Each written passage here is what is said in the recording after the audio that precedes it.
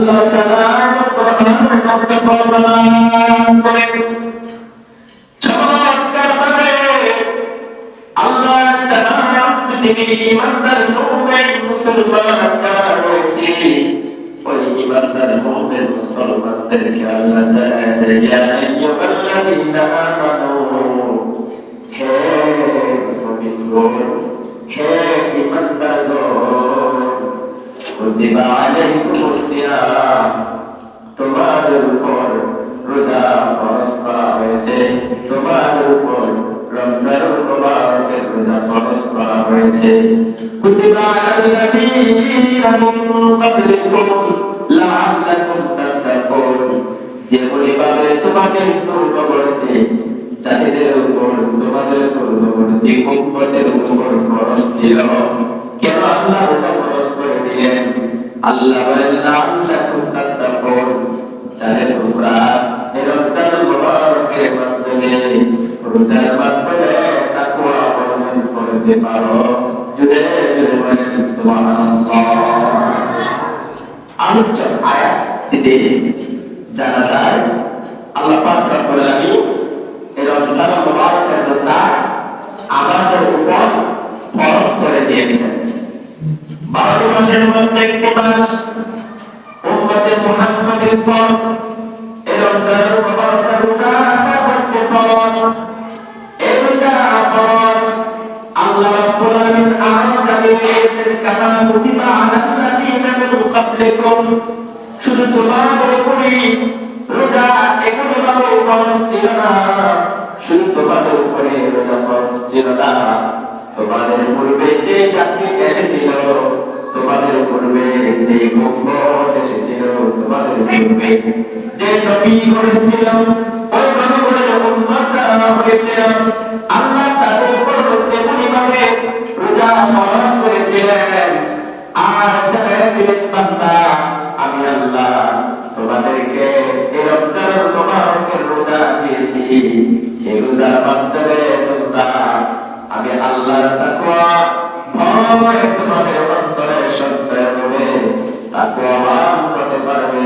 জোরে জোরে বলে সুবহানাল্লাহ। আল্লাহ পাক উম্মতে মুহাম্মাদীকে সান্ত্বনা দিয়ে জানিয়ে দিলেন ভয়ের কোনো কারণ নেই, তোমরা ভয় পেও না, চিন্তা করিও না, কারণ তোমাদের পূর্বে যে জাতি এসেছিল আমি আল্লাহ তাদের উপর রোজা ফরজ করেছিলাম, কিন্তু এই উম্মতে মুহাম্মাদের উপর রমজানুল মুবারকের রোজা ফরজ করে দিয়েছেন। কেন আল্লাহ ফরজ করে দিলেন? আল্লাহ বলেন লাআল্লাকুম তাত্তাকুন এই রোজার মাধ্যমে তোমরা তাকওয়াবান হতে পারবে, তাকওয়াবান হতে পারবে। জানেন যে তাকওয়া কেমন জিনিস, তাকওয়া কেমন জিনিস, তাকওয়া মানে আল্লাহর ভয়, আল্লাহর ভয় কেমন জিনিস জানেন যে এই রমজানুল মুবারকে ইমানদার মুমিন বান্দা যারা রোজা রাখে সারাদিন কাজ করে কর্ম করে কাজ করতে করতে রোজা রাখতে পিপাসা লেগে যায়, পিপাসা লেগে যায়, ক্ষুধা লেগে যায়। তারপর দেখবেন একজন রোজাদার ব্যক্তি এত ক্ষুধা লাগার পরেও পিপাসা লাগার পরেও একদম পানি পান করে না। কথা বলেন ঠিক করে পানি পান করে না। কেন করে না? কেন করে না জানেন নি? কারণ তার ভিতরে রয়েছে আল্লাহর ভয়। সুবহানাল্লাহ। তার ভিতরে আল্লাহর ভয়। শুধু তাই নয়, শুধু তাই নয়, সে ইচ্ছা করলে ঘরের দরজা বন্ধ করে, ইচ্ছা করলে ঘরের দরজাটা বন্ধ করে পাকে ফেলতে পারত, খাবারকে করত, পানিকে ফেলতে, কিন্তু সে পানি খায় না, খাবার খায় না, কোন জিনিসে আহার করে না। কারণ ঘরের দরজা বন্ধ করে যদি খাবার খেলে পানি খেলে দুনিয়ার কোনো মানুষ দেখে না, দুনিয়ার কোনো মানুষ দেখে না, দুনিয়ার কোনো মানুষ দেখে না, কিন্তু রোজাদার ব্যক্তি মনে মনে চিন্তা করে একজন দেখে চিল্লা বলেন তার নামটা কি? আল্লাহ দেখে কি দেখে না? আল্লাহ অবশ্যই দেখে। এজন্য আল্লাহ বলেছেন লাআল্লাকুম তাত্তাকুন এই রোজার মাধ্যমে তুমি তাকওয়াবান হতে পারবে, এই রোজার মাধ্যমে তোমার ভিতরে আল্লাহর ভয় হবে, আল্লাহর পরে সঞ্চয় হবে। আল্লাহ রাব্বুল আলামিন আল্লাহর কালামে কোরআনে জানায় দেন, অন্য আরেক জায়গায় জানায় দেন, যার ভিতরে আমি আল্লাহর ভয় রয়েছে, যার ভিতরে আমি আল্লাহর ভয় রয়েছে, ওই ব্যক্তি হচ্ছে প্রকৃত মুত্তাকি। সুবহানাল্লাহ। আল্লাহর ভয় যদি আপনার ভিতরে থাকে, তাহলে আপনি প্রকৃত মুমিন, প্রকৃত মুত্তাকি। শুধু তাই নয়, এই রমজানুল মুবারকের রোজা, এই রমজান মাসের রোজা আর কেমন ফজিলত রয়েছে জানেননি? নবী করিম সাল্লাল্লাহু আলাইহি ওয়াসাল্লাম হাদিস শরীফের মধ্যে বলেন, আল্লাহর হাবিব মুহাম্মদ সাল্লাল্লাহু আলাইহি ওয়াসাল্লাম হাদিস শরীফের মধ্যে বলতেছে, এই রমজানুল মুবারক যারা পেয়েছে, এই রমজানুল মুবারক যারা পেয়েছে, আর যারা এই রমজান মাস হওয়ার পরে এই মাসে 30টা রোজা পালন করেছে, আল্লাহ রাব্বুল আলামিন তাদের আমলনামার মধ্যে 300 বছর রোজা রাখার সওয়াব দান করে দিবে। কত বছর? 300 বছর। যদি রমজান মাসে 30টা রোজা রাখতে পারে, তাহলে 300 বছর রোজা রাখার সওয়াব পেয়ে যাবে। শুধু কি তাই, নবী করিম সাল্লাল্লাহু আলাইহি ওয়াসাল্লাম হাদিস শরীফের মধ্যে বলেছেন, আল্লাহর হাবিব মুহাম্মদ সাল্লাল্লাহু আলাইহি ওয়াসাল্লাম বলেছে, এই রমজানুল মুবারক যখন আসতো, শাবান মাসে শেষ রাত যখন আসতো, এবং নবী করিম সাল্লাল্লাহু আলাইহি ওয়াসাল্লাম আল্লাহ রাব্বুল আলামিনের কাছে একটি দোয়া করতেন, ওয়াবাল্লিগনা রমাদান, ওয়াবাল্লিগনা রমাদান। আল্লাহ রমজান পর্যন্ত আমাদেরকে পৌঁছিয়ে দেন, রমজান পর্যন্ত পৌঁছিয়ে দেন, এবং রমজানের যত বরকত নিয়ামত রয়েছে সব কিছু আমাদের আমলনামার মধ্যে দান করে দেন। সুবহানাল্লাহ। তো এই রমজানুল মুবারকে এই রোজার অনেক ফজিলত রয়েছে। শুধু তাই নয়, হযরত আবু হুরায়রা রাদিয়াল্লাহু তাআলা আনহু থেকে একটা হাদিস শরীফ বর্ণিত রয়েছে, নবী সাল্লাল্লাহু হযরত আবু হুরায়রা রাদিয়াল্লাহু তাআলা বলেন, প্রত্যেক আমল সপ্তাহের এক আমলের সওয়াব 1 থেকে 10 গুণ, রমজান ব্যতীত অন্য মাসে 1 থেকে 10, 1 থেকে 27 পর্যন্ত দিতে পারা হয়। যখন রমজানুল মুবারক চলে আসে, যখন রমজানুল মুবারক আসে, ওই রমজান মাসে যখন কোন সন্তান একটা নফল ইবাদত করে, একটা নফল ইবাদতের সওয়াব আমার আল্লাহ অন্য মাসে একটা ফরজ আদায় করার সওয়াব দান করে দেন। রমজান মাসে আপনি যদি একটা নফল ইবাদত করেন, অন্য মাসে একটা ফরজ আদায় করলে যে সওয়াব পাওয়া যাবে, এই রমজান মাসে একটা নফল ইবাদত করলে এর সমপরিমাণ সওয়াব দান করে দিবেন। শুধু তাই নয়, আল্লাহর হাবিব মুহাম্মদ সাল্লাল্লাহু আলাইহি ওয়াসাল্লাম বলেন, এই রমজানুল মুবারকে একটি ফরজ আদায় করবে, একটি ফরজ আদায় করবে, অন্য মাসে 70টি ফরজ আদায় করবে, যে সওয়াব পাবে। রমজানুল মুবারকে বান্দা যদি একটা ফরজ আদায় করে, আল্লাহ রাব্বুল আলামিন তার আমলনামার মধ্যে 70টি ফরজ ইবাদত করার সওয়াব দান করে দিবে। আর অন্য হাদিস শরীফের মধ্যে এসেছে, নবী করিম সাল্লাল্লাহু আলাইহি ওয়াসাল্লাম বলেন, কোন ব্যক্তি যদি রমজান মাসে একবার সুবহানাল্লাহ, একবার আলহামদুলিল্লাহ, একবার আল্লাহু আকবার, একবার তাসবিহ পাঠ করে 1000 বার তাসবিহ করলে যে সওয়াব পাবে, রমজানুল মুবারকে একবার তাসবিহ পাঠ করলে সুবহানাল্লাহ, আলহামদুলিল্লাহ, আল্লাহু আকবার, যেগুলো ইবাদত যদি করেন 1000 বার ইবাদতের চাইতে বেশি সওয়াব দান করে দিবেন। সুবহানাল্লাহ। এই রমজানুল মুবারকের এই তথ্য ফজিলত রয়েছে।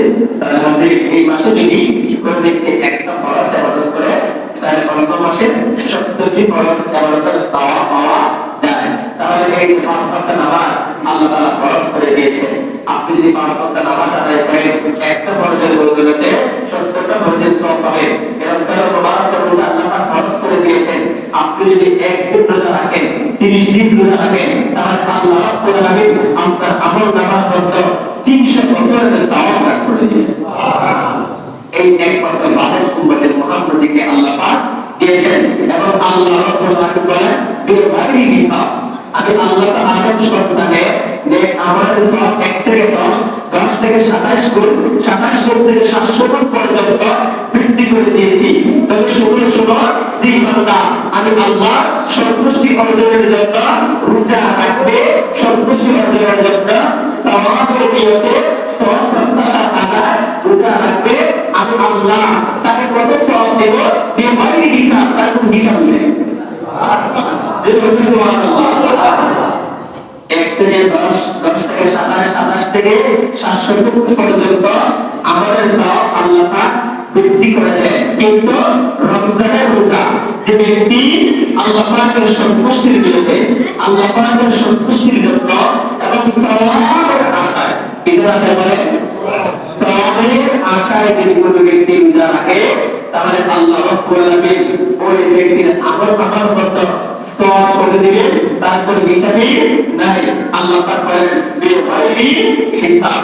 শুধু তাই নয়, এই রমজানুল মুবারকের রোজা পালন করবেন আল্লাহর হাবিব মুহাম্মদ সাল্লাল্লাহু আলাইহি ওয়াসাল্লাম হাদিস শরীফের মধ্যে আমার প্রিয় নবী মুহাম্মদ সাল্লাল্লাহু আলাইহি ওয়াসাল্লাম হাদিস শরীফের মধ্যে বলেন যে ব্যক্তি রমজানুল মুবারকের রোজা পালন করবে, একদিন যারা রোজা রাখবে, রমজান মাসে যারা একটা রোজা পালন করবে, রমজান মাসে যারা রোজা রাখবে, আল্লাহ তাআলা তাদেরকে ওই ব্যক্তিকে জাহান্নামের আগুন থেকে এত দূরে রাখবেন, এত দূরে রাখবেন। আমার নবী বলেন একটা কাক জন্মানোর পর থেকে, শিশুকাল থেকে উঠতে যখন সে বৃদ্ধ হয়ে যায়, বৃদ্ধ হওয়ার পরে যখন সে মরে যায়, একটা কাক উঠতে বৃদ্ধকাল পর্যন্ত, মহাকাল পর্যন্ত যতক্ষণ ঘুরে যতক্ষণ পর্যন্ত হায়াত পায়, ওই কাকের হায়াত সমপরিমাণ আল্লাহ রাব্বুল আলামিন ওই ব্যক্তিকে জাহান্নামের আগুন থেকে দূরে রাখবেন। সুবহানাল্লাহ। এখন একটা কাক কতটুকু হায়াত পায় জানেন? কাক যখন জন্মায় পশু পাখির মধ্যে কাকের হায়াত সবচেয়ে বেশি। কাক আমরা দিদি আমাদের আছে না, আমাদের দেশে দেখা যায় এই কাকের দেখা যায় না। যখন থেকে আমাদের দেশের এলাকায় কাক এসে গিয়েছে, এই যে সোলার তার দিয়ে যখন কারেন্ট এসে গিয়েছে, এরপর থেকে কাক দেখা যায়। আগে একটা কারেন্ট ছিল যে উপরে যে টাওয়ার ছিল, কারেন্টের তার মধ্যে একটা টাওয়ার ছিল। ওই সময় দেখতেন এই কারেন্টের তারের মধ্যে, বাড়িঘরের মধ্যে, গাছপালার মধ্যে বিশাল অনেক কাক দেখা যাইত এবং কাকের প্রচুর তাকত ছিল। কিন্তু এখন আর সেই কাকগুলি দেখা যায় না। কুরিয়াতের তালিম নামক কিতাবের মধ্যে প্রফেসর আব্দুল কাদের জিলানী তিনি লিখেছেন যে একটা কাকের বয়স কতটুকু হয়।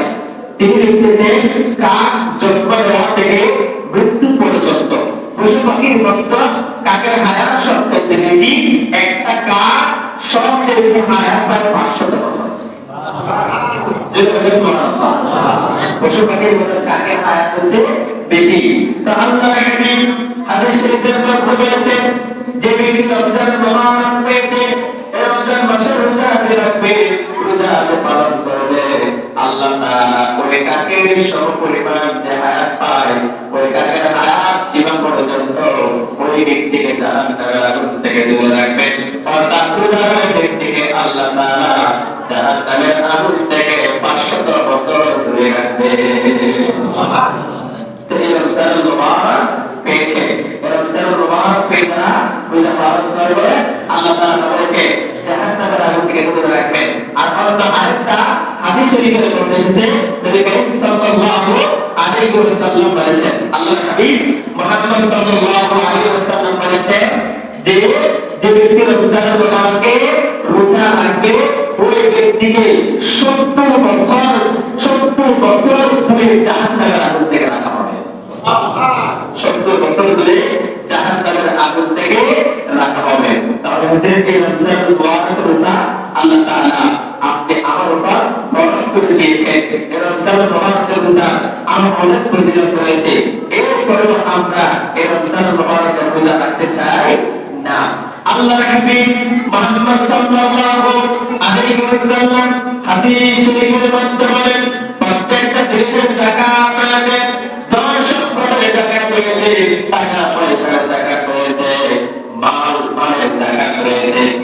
আল্লাহ নবী বলেন এইভাবে প্রত্যেকটা মানুষের শরীরের জাকাত রয়েছে, বডির জাকাত রয়েছে।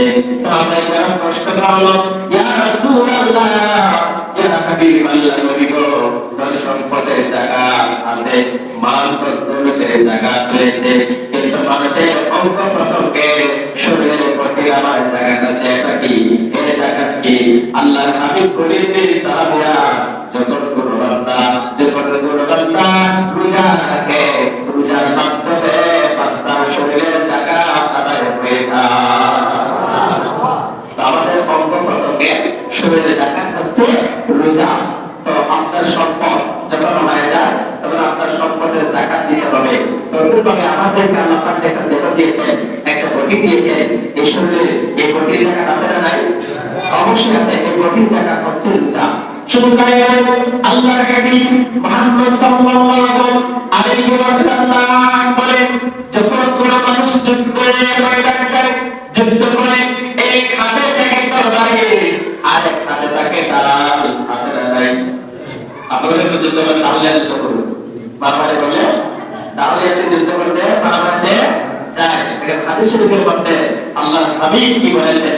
নবী সাল্লাল্লাহু আলাইহি ওয়াসাল্লাম বলেন, যখন কোন মানুষ যুদ্ধের ময়দানে যায়, ডান হাতে তাকে তরবারি, বাম হাতে তাকে ঢাল, যখন শত্রু তার দিকে বল্লম নিক্ষেপ করে, তরবারি দিয়ে আঘাত করে, তখন বাম হাতের ঢাল দ্বারা শত্রুর আঘাতে ফিরিয়ে দেয়।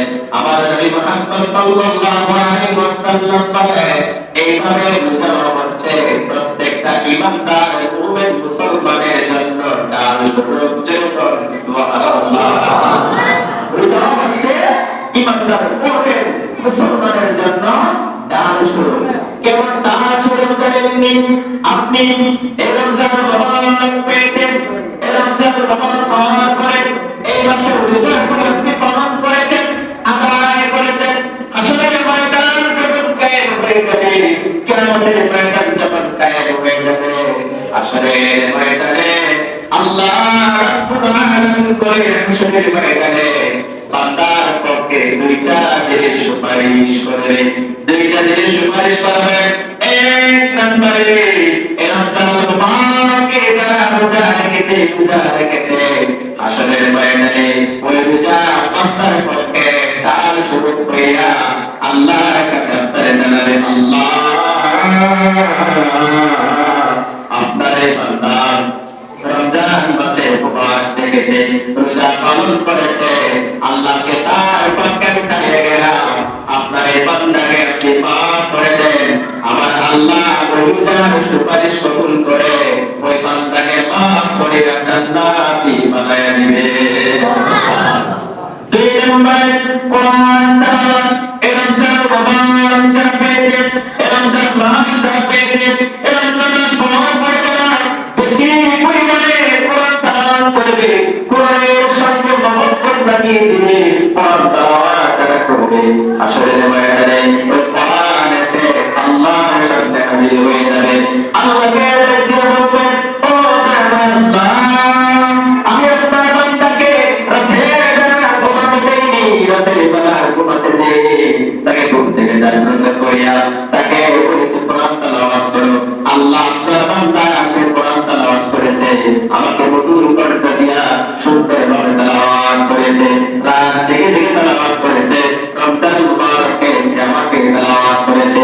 আল্লাহ আমি আজকে তার পক্ষে সুপারিশ হয়ে গেলাম, সাক্ষ্য দিলাম, সে আমাকে জেগে জেগে তেলাওয়াত করেছে, আপনি আপনার বান্দাকে মাফ করে দেন। আমার আল্লাহ রব্বুল আলামিন কোরআনের সুপারিশকে কবুল করে নেবেন এবং ওই বান্দাকে মাফ করে জান্নাতি বানায় দিবেন। তাহলে এই গরমের মাস, এই মাসে একবার সুবহানাল্লাহ পড়লে যদি 1000 সুবহানাল্লাহ সওয়াব পাওয়া যায়, তাহলে এই তালাওয়াতুল কোরআন যে কোরআন এই মাসে নাযিল হয়েছে, এটা বরকতময় মাস, শ্রেষ্ঠ কোরআন, শ্রেষ্ঠ মাস, শ্রেষ্ঠ নবীর পর নাযিল হয়েছে। এই কোরআন যদি কোনো ব্যক্তি এই বরকতময় মাসে তেলাওয়াত করে, তাহলে হাসরের ময়দানে ওই কোরআন ওই ব্যক্তিকে সুপারিশ করে জান্নাতে নিয়ে যাবে। সুবহানাল্লাহ। কিন্তু বর্তমান এমন জামানায় হয় কোরআন তেলাওয়াতে আর শোনা যায় যাচ্ছে নাকি? কোরআন তেলাওয়াত শোনা যায় না। এখন মা বোনেরা ভাই বাবারা কোরআন তেলাওয়াত করতে চায় না, আসলে কিন্তু না। দেখবেন আপনারা যখন ছোট ছিলেন, আমরা যখন ছোট ছিলাম ওই সময় দেখেছি আমাদের মুরব্বীরা, আমাদের দাদা দাদিরা যখন রমজান মাস এসে যেত তখন তারা এমন ভাবে কোরআন তেলাওয়াত করতে এক মাসের ভিতরে 3 ঘন্টা 4 ঘন্টা 500 কোরআন তেলাওয়াত। কিন্তু এখন সারা মাসে এক ঘন্টা তেলাওয়াত দিতে পারে। আগে কিন্তু এই যে হাতে দিয়ে পাঠাইতো, যা তোদের টাকা দিয়ে দেয়, কেমন 5 ঘন্টা তেলাওয়াত করছে, তোদের আমার জন্য দোয়া করতো। কিন্তু এখন আর সেই কোরআন কতবার পাওয়া যায় না। এখন আস্তে আস্তে সবকিছু উঠিয়ে গিয়েছে। এজন্য করতে আজকে আপনি আমার সমাজ কত পতন হয়ে যাচ্ছে। এই সমাজের মানুষ খারাপ থেকে গুমরাহির দিকে চলে যাচ্ছে। নবী করিম সাল্লাল্লাহু আলাইহি ওয়াসাল্লাম যখন মসজিদে নববীতে প্রবেশ করেছেন, আল্লাহর হাবিব মুহাম্মদ সাল্লাল্লাহু আলাইহি ওয়াসাল্লাম মসজিদে নববীতে প্রবেশ করার পরে যখন মেহরাবে প্রবেশ করলেন, মেহরাবে প্রবেশ করার পর আমার নবী যখন মিম্বরে প্রথম সিঁড়ির মধ্যে ওঠার কথা মোবারক রাখলেন, রাখার সঙ্গে সঙ্গে আল্লাহর হাবিব আমিন বলেছেন। নবীজি আবার আমিন বললেন, নবী আবার আমিন বললেন। 3 বার আল্লাহর হাবিব আমিন শব্দটা ব্যবহার করেছেন। সাহাবায়ে কেরাম প্রশ্ন করলেন, ইয়া রাসূলুল্লাহ, ইয়া হাবিবাল্লাহ, নবী গো, আর পুরো সময় এই ধরনের ঘটনা আমরা দেখতে পাইনি, আজকে কেন নবীজি এইভাবে ঘটনা তুমি বলেছেন? আমিন আমিন আমিন কেন বলবেন আপনি বলেছেন? আল্লাহর হাবিব দেখো ও সাহাবীরা, এই মাত্র জিবরিল আমিন আলাইহিস সালাম আমার কাছে এসে জানায় দিল, আমাকে বলে দিল, ইয়া রাসূলুল্লাহ, আপনার প্রভু জানিয়েছেন যারা রমজান মুবারক পেয়েছে, রমজান মাস পাওয়ার পরে যারা জাহান্নামের আগুন থেকে নিজেকে বাঁচাতে পারলো না, জীবনের গুনাহগুলো মাফ করাতে পারলো না, তাদের বর্তমানা আল্লাহ বললেন আমি বলেছি আমি বলেন জিবরাইল সবাইকে জানিয়ে দিয়েছি।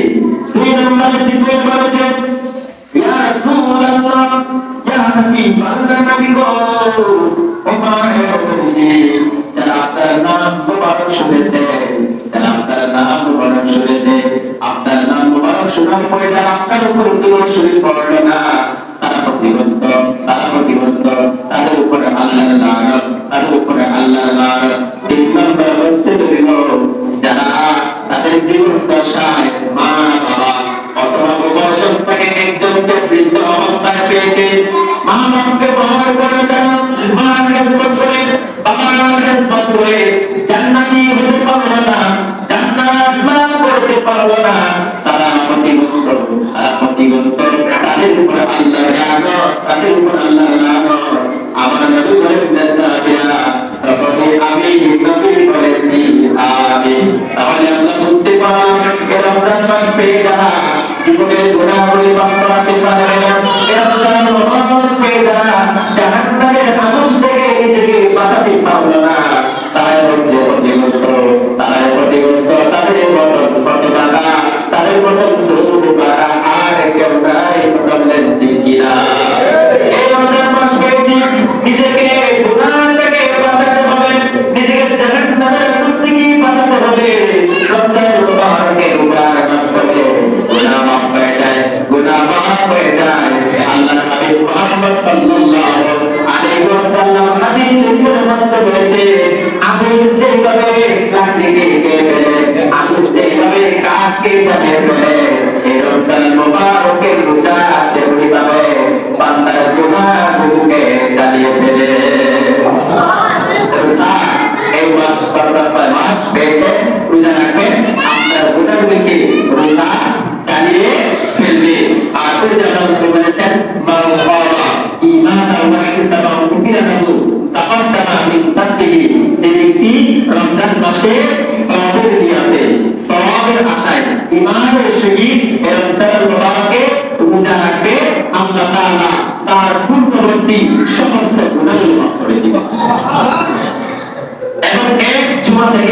একটা হাদিস এসেছে এক জুমা থেকে আরেক জুমা মধ্যবর্তী সময়ের গুনাহ আল্লাহ মাফ করে দেয়। আপনি যখন এক জুমা নামাজ পড়েছেন আরেক জুমা মধ্যবর্তী সময়ের গুনাহগুলো মাফ করে দেয়। আর এক রমজান থেকে আরেক রমজান পর্যন্ত আপনি এই রমজান হায়াত পেয়ে গেলেন, এর ভিতরে আপনার যে গুনাহগুলো রয়েছে এই রমজানের মুবারকে যদি আপনি ঈমানের সাথে সওয়াবের প্রত্যাশায় আপনি যদি ইবাদত করতে অবস্থা করে যেতে পারে তাহলে বিগত দিনের সমস্ত গুনাহগুলো আল্লাহ রাব্বুল আলামিন মাফ করে দিবেন।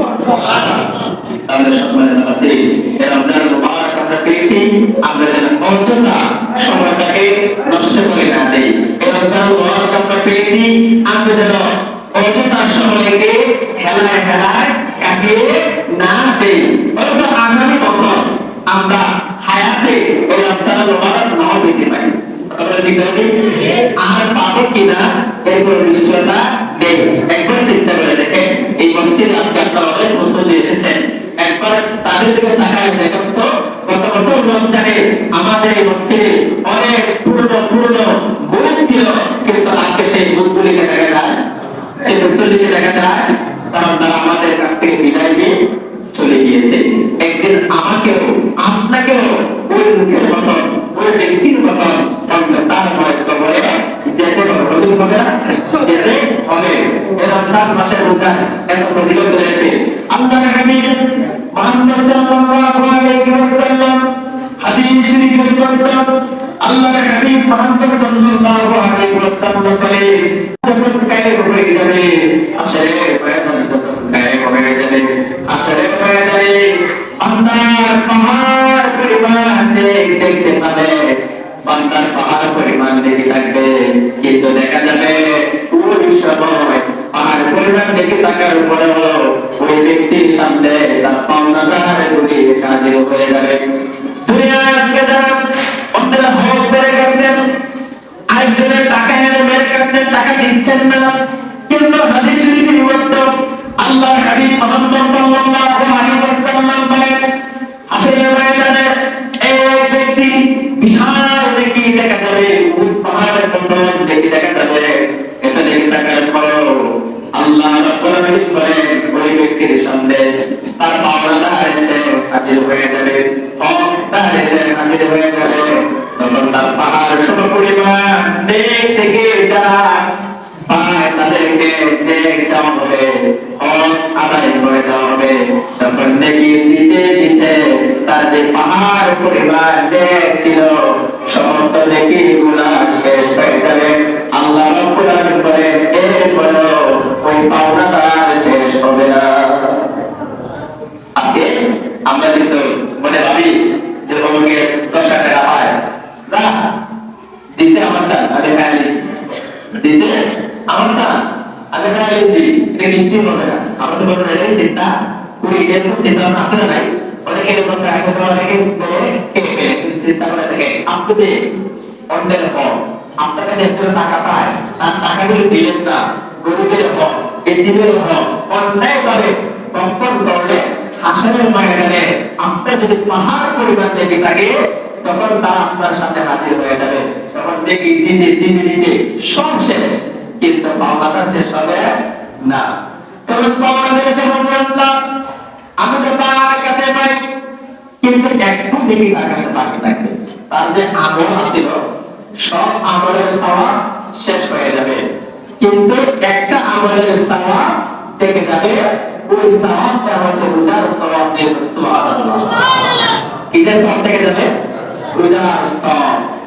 রোজার সওয়াব আল্লাহ রাব্বুল আলামিন বলে বান্দা আমার সন্তুষ্টির জন্য রোজা রেখেছে, আর ওই রোজার প্রতিদান একমাত্র আমি আল্লাহ নিজ হাতে দিব। সুবহানাল্লাহ। কিন্তু অন্যান্য নেক আমলের সওয়াব, অন্য নামাজ, তাসবিহ, তাহলিল, কোরআন তেলাওয়াত, জিকির, আজকার, দান, খায়রাত এগুলোর সওয়াব আল্লাহ ফেরেশতার মাধ্যমে দিয়ে দেবেন, আল্লাহ ফেরেশতার মাধ্যমে দিয়ে দেবেন। কিন্তু রোজার সওয়াব, রোজার প্রতিদান একমাত্র আল্লাহ রাব্বুল আলামিন নিজ কুদরতি হাতে দিবেন। সুবহানাল্লাহ। তখন সব সওয়াব যখন, সব প্রতিদান যখন শেষ হয়ে যাবে, শুধু দেখে যাবে কিসের সওয়াব? যেরকম কিসের সওয়াব? রোজার সওয়াব থেকে যাবে। তখন পাওনাদার এসে বলবে আল্লাহ তার যে রোজার প্রতিদান রয়েছে, তার যে রোজার সওয়াব রয়েছে, ওই সওয়াব থেকে ওই থেকে আমার হক করে আদায় করেন। আল্লাহ বললেন না না, এটা থেকে তো যাবে না, এটা আমার বান্দার হক, এটা আমার বান্দার হক, আমি আল্লাহ নিজ হাতে দেব, আমি আল্লাহ নিজ হাতে দেব। তখন আল্লাহ বলবেন ওই লোকের কোনো নেকি নাই, কিন্তু রোজা রেখে রয়েছে, আমি আল্লাহ সন্তুষ্টির জন্য রোজা রেখেছে।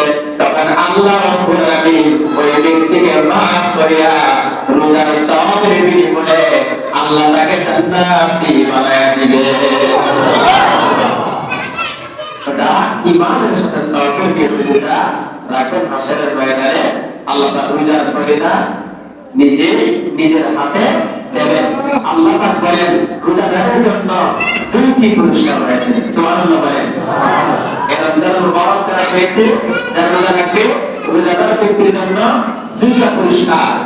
এক নম্বর পুরস্কার রয়েছে ইফতারের সময় আল্লাহ রাব্বুল আলামিন বলেন বান্দা সারাদিন রোজা রেখেছে, ইফতারের সময় ইফতারিকে সামনে নিয়ে বসা রয়েছে, কত আইটেমের ইফতার আয়োজন করেছে, কিন্তু যতক্ষণ পর্যন্ত সময় হয় না ততক্ষণ পর্যন্ত ইফতার সে মুখে দেয় না। কারণ সে আমি আল্লাহকে ভয় করে ওই যে টাকা অর্জন হবে।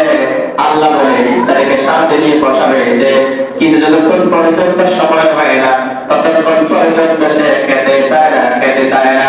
আবার আল্লাহ বলে ফেরেশতারা রে তাকায় দেখ এত সুন্দর খাবার বান্দার সামনে রয়েছে, এরপরও সে মুখে দেয় না, খেতে চায় না।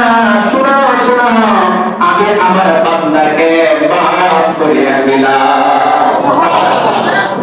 এক নম্বর পুরস্কার হচ্ছে ইফতারের সময় দোয়া কবুল হয়, দোয়া করলে দোয়া কবুল হয়, আল্লাহ তাকে মাফ করে দেয়। দুই নম্বর পুরস্কার হলো আল্লাহ রাব্বুল আলামিন বলেন হাসরের ময়দানে রোজাদার ব্যক্তি আমি আল্লাহর দিদার নসিব করে ফেলবে।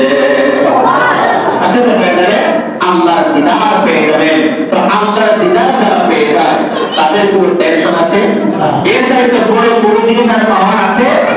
অথবা আর পাওয়ার আছে? আর বড় জিনিস পাওয়ার সুলতান মাহমুদ গজনবী দেখেন আল্লাহ পাক হাসরের ময়দানে বান্দাকে দিদার দিবেন যারা রমজান মাসে রোজা রাখবে। একটা ওয়াকিয়া আপনাদেরকে জানাই দেই, সুলতান মাহমুদ গজনবী রাহমাতুল্লাহি তাআলা আলাইহি অনেক বড় আল্লাহওয়ালা ব্যক্তি ছিলেন এবং তিনি একজন অনেক বড় বাদশা ছিলেন। ওই বাদশা সুলতান মাহমুদ গজনবী এরা বড় লোকটা বলি ওনার উজির সাজির সেনাদের সামনে চিঠিয়ে দিলেন, উনি চুলে দিলেন এবং ওনার সেনা এবং উজির সাজি যতগুলি মহলের মধ্যে মানুষ ছিল সবাই বলি বন্ধা ঢুকাইতে আরম্ভ করে দিল, করতে আরম্ভ করে দিল। সুলতান মাহমুদ গজনবী তিনি চলে যাচ্ছে, অনেক দূর যাওয়ার পরে পিছনে তাকায় দেখে ওনার একজন উজির নাম তার আয়াজ তার পিছনে জঙ্গলের মতো চলে এসেছে।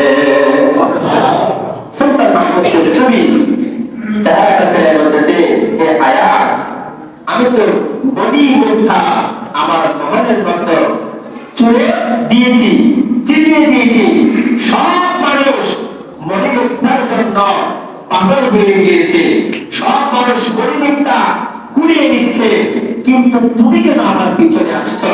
তোমার কি মণিমুক্তার প্রয়োজন নাই? তখন আয়াজ বলতেছে ও সুলতান মাহমুদ গজনবী আমার মণিমুক্তার প্রয়োজন নাই, ওই মণিমুক্তার মালিক যিনি তিনাকে আমার প্রয়োজন। কাকে প্রয়োজন? মণিমুক্তার মালিক যিনি তিনাকে প্রয়োজন। তো যিনি মণিমুক্তার মালিক ওনাকে পেয়ে গেলে তো শরীর অবাক হয়ে গেল। তদ্রুপ করে আল্লাহ রাব্বুল আলামিন হচ্ছেন জান্নাতের মালিক, সবকিছুর মালিক। হাসরের ময়দানে আল্লাহ রাব্বুল আলামিন বলেন রোজাদার ব্যক্তি আমি আল্লাহর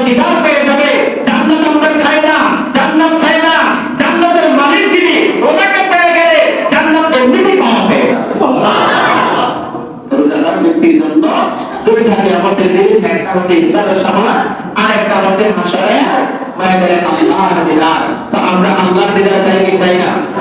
আওয়াজ দিয়ে বলে চাই কি চাই না? আল্লাহর দিদার পেতে হলে এই রমজানুল মুবারকের রোজা রাখতে হবে কি হবে না?